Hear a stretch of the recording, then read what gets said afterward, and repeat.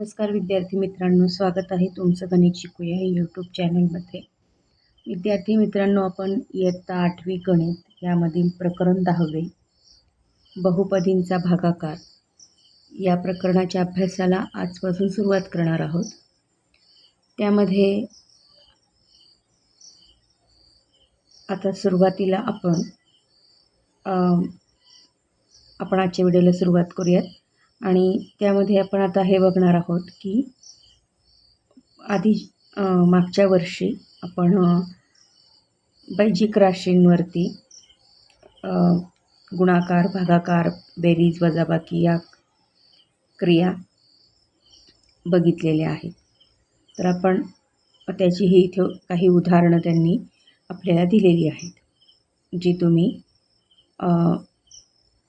सोडवा, तुम्हाला हे लगेच लक्षात येईल. आणि ही उजळणी होईल, ज्याचा उपयोग आपल्याला बहुपदींचा भागाकार यामध्ये आपल्याला त्याचा उपयोग होणार आहे. आता आपण बहुपदी म्हणजे काय हे आधी समजावून घेऊयात. ज्या बहुपदीचा घातांक ही एक पूर्णांक संख्या असेल तर त्या बहुपदीला तर तिला काय म्हणतात, बहुपदी असे म्हणतात. तर त्याचं उदाहरण इथे बघा. एक्सचा वर्ग अधिक 2x अधिक 3, 3y घन अधिक 2y वर्ग अधिक 5 अधिक 5 हे काय आहेत, बहुपदीचे घातांक आहेत. आता बहुपदी काय असतात, हे बैजिक राशीच असतात. त्यामुळे त्यांच्यावरती सुद्धा बेरीज, वजाबाकी आणि गुणाकार हे बैजिक राशींप्रमाणेच केल्या जातात. तर आता त्यामध्ये पहिलं उदाहरण 3x वर्ग वजा 2x गुणिले 4x घन वजा 3x वर्ग. यामध्ये आता आपल्याला माहिती आहे की ज्या वेळेला 2 कंसांचा गुणाकार असतो त्यावेळेला एका कंसातल्या दोन्ही पदांनी दुसऱ्या कंसाला गुणायचं असतं. त्याप्रमाणे 3x वर्ग कंसामध्ये 4x घन वजा 3x वर्ग वजा 2x कंसात 4x घन वजा 3x वर्ग. मग आता हा गुणाकार आपल्याला काय मिळाला, 12x5 वजा 17x चौथा अधिक 6x तिसरा घात याप्रमाणे आपल्याला ते मिळालं. त्याचप्रमाणे हे दुसरं उदाहरण आहे. 4x वजा 5 वजा दुसऱ्या कंसात 3x वर्ग वजा 7x अधिक 8. त्याचं उत्तर आपल्याला काय मिळालं, वजा 3x वर्ग अधिक 11x वजा 13. आता कोटी, आपल्याला बहुपदींची कोटी बघायची आहे. तर इथे जे आता एक तुम्हाला चौकट दिसतीये उदाहरण क्रमांक 2 मधले, त्याचं घातांक सगळ्यात मोठा कोणता आहे त्या बहुपदीचा तो तुम्हाला लिहायचा आहे.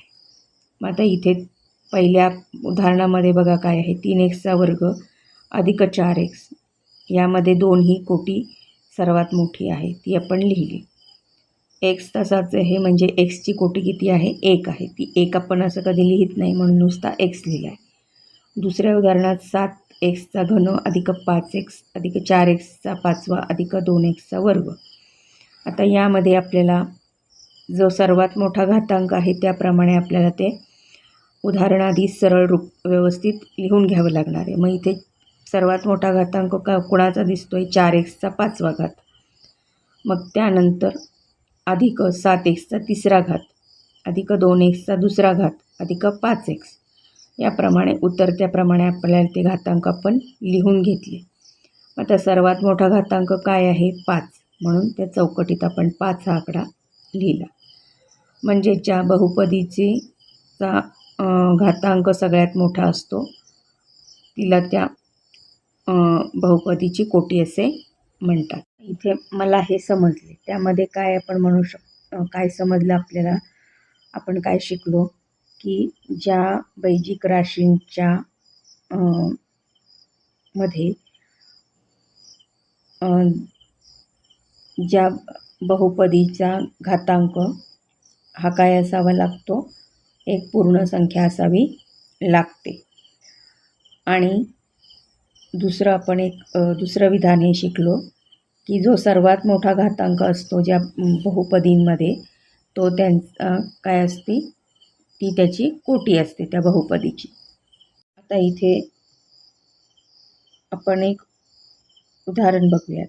एकपदीने एकपदीला भागणे. म्हणजेच उदाहरण बघा, 15p घन भागिले 3p. आपण जसं नेहमी साध्या भागाकारामध्ये करतो त्याचप्रमाणे हा भागाकार इथे केलेला आहे. आपल्याला उत्तर मिळालेले आहे 5p वर्ग. मग ते 3p गुणिले 5p वर्ग बरोबर 5p घन हे आपल्याला इथे दिसतंय. आता 5p वर्ग का घेतला, आता आपण 15चा इथे काय केलेलं आहे, 15p घन जो आहे त्याचा इथे आपण 15p कसे आले तर 3p गुणिले 5p वर्ग म्हणून इथे 15p घन आपल्याला इथे आलेला आहे. अशा प्रकारे आपण ती फोड केलेली आहे 15p घनाची. उदाहरण क्रमांक 2मध्ये जी उदाहरणं दिलेली आहेत ती तुम्ही सोडवा. सोपे आहेत. वरचं उदाहरण जसं सोडवलेलं आहे तसंच हे उदाहरणं सोडा, ती तुम्हाला जमतील आणि त्या चौकटीमध्ये त्याची उत्तरं लिहा. आता बहुपदीला एकपदीने भागणे म्हणजे 6. आता उदाहरण बघा, 6x घन अधिक 8x वर्ग भागिले 2x. तो भागाकार आपण इथे केलेला आहे. आता 2xने भागायचं म्हटल्यावरती 6xला त्याला भाग कितीचा जाणार आहे, 3x वर्गाचा भाग जाणार आहे. म्हणजे 3x वर्गाला गुणिले 2xने गुणलं की आपल्याला 6x घन मिळणार आहे. मग 8x वर्गाला पण भागायचं म्हटल्यावरती 4xला गुणावं लागणार 2xने, म्हटल्यावर आपल्याला 8x वर्ग मिळणार. याप्रमाणे इथे तुम्हाला त्याचं एक्सप्लेनेशन पण दिलेलं आहे. आणि आपल्याला बाकी काय मिळते, 0 आणि भागाकार काय मिळतं, 3x वर्ग अधिक 4x. त्याचप्रमाणे ही जी उदाहरणे आहेत 2, 3 आणि 4 यामध्ये सुद्धा आपण जसं पहिल्या उदाहरणामध्ये भागाकार केला तसाच केलेला आहे. तर यामध्ये तुम्हाला एकच गोष्ट लक्षात घ्यायची आहे की जेव्हा आपण बहुपदींचा भागाकार करतो तेव्हा त्याचे जे बाकी आहे ती 0 उरते किंवा जो घातांक आहे त्याच्यापेक्षा जी बाकी उरते ती कमी असते. एक तर 0 असते किंवा जो घातांक आहे भाग ज्याचा त्याच्यापेक्षा ती कमी असते, हे लक्षात ठेवायचं. म्हणजेच आता 3 नंबरचं जर उदाहरण आपण बघितलं तर त्याच्यामध्ये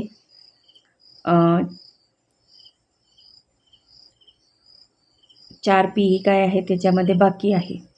मग त्याची त्याचा जो घात आहे तो कसा आहे, जो त्याचा भाजक आहे त्या 3p वर्ग याच्यापेक्षा ती लहान आहे. त्याचप्रमाणे उदाहरण क्रमांक 4मध्ये सुद्धा x वर्ग हा काय आहे, त्याचा भाजक आहे, त्याच्यापेक्षा जे बाकी उरले 2x वजा 6 ही काय आहे, लहान आहे. सराव संच 10.1.